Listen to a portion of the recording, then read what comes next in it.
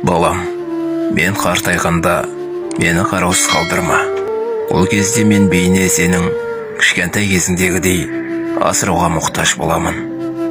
Мен қартайғанда қолдарым дірілдеп, бейне сенің сәби кезіңдегідей асты киімге төгіп алуы мүмкін. Сол кезде сен сабырлы бол. Мен қартайғанда кейде сыртқа шығып, таза ауа жұтқым келеді.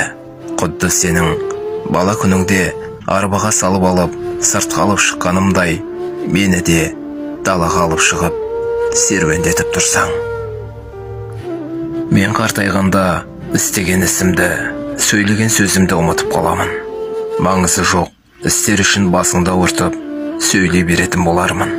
Ол кезде мен не десем де сенікі жөндеп, көбірек сабыр сақтағайсың. Мен қартайғанда көп сөзді болып кетуі мүмкін. Ол кезде екі құлағыңды басып, тұра қашпай, өтірік болса да тыңдаған кейіп танытып, отыра берсең болады.